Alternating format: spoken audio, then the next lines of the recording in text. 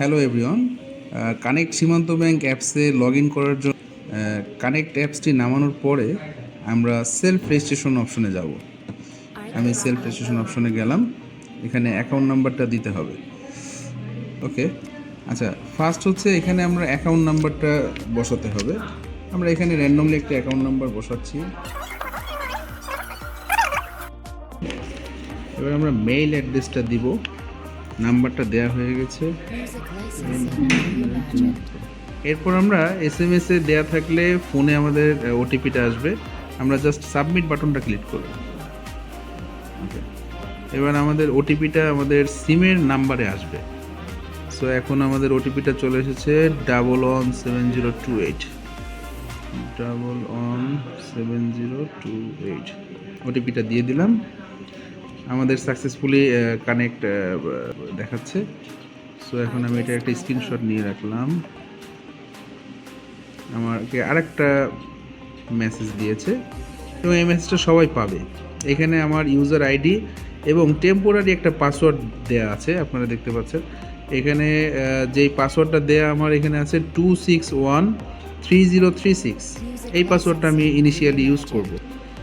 So এখানে আমি গেলাম আবার লগ ইনে যে আমি এখানে সিলেক্ট করা না থাকলে সিলেক্ট করে দেব, অ্যালাউ করে দিলাম।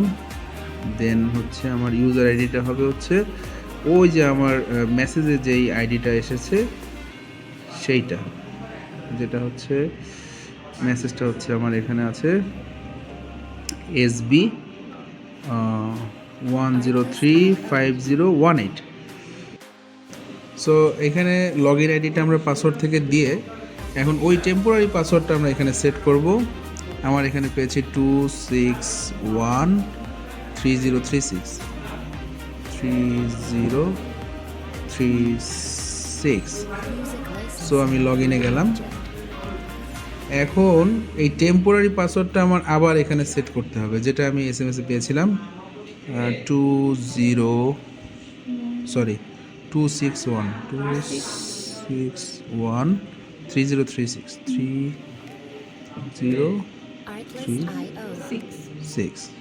এইবার আমি যে পাসওয়ার্ডটা সেট করব, এখানে আমার নির্দেশনা দেয়া আছে যদিও, তাও আমি আরেকবার বলছি। সেটা হচ্ছে আমাদের একটা বড় হাতের সংখ্যা থাকবে, একটা ছোট হাত থাকবে, আর চিহ্নর ভিতর @ অথবা হ্যাশট্যাগ যে কোনো একটা কিছু ইউজ করে আমাদেরকে সেট করতে হবে। হ্যাঁ, সো আমি এখানে একটা সেট করছি।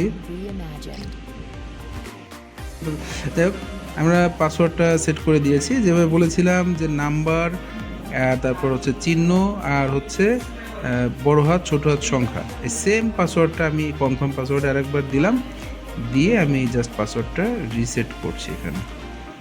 সো আমার এখানে টেম্পোরারি পাসওয়ার্ডটা এখন রিসেট হয়ে আমার নতুন আমার বানানো পাসওয়ার্ডটা হয়ে গেল, ডান। এখন আমি যেটা করব, আমার এখানে মেসেজ আসছে, এখন আমি যেটা করব, আমি আরেকবার এখান থেকে লগ আউট করে আমি দেখব যে আমার পাসওয়ার্ডটা ঠিকমতো কাজ করছে কিনা। সো আমি এখানে পাসওয়ার্ড, এটা ইউজার নেম চেঞ্জ করা যাবে না? না, ইউজার নেমটা হচ্ছে আমাদের যেটা ব্যাংক থেকে সিলেক্ট করে দেয়, এটাই হচ্ছে ইউজার নেম। আচ্ছা, এটা সবসময় সো ঠিক আছে, থ্যাংক ইউ। একইভাবে আমরা পাসওয়ার্ডটা করতে পারি।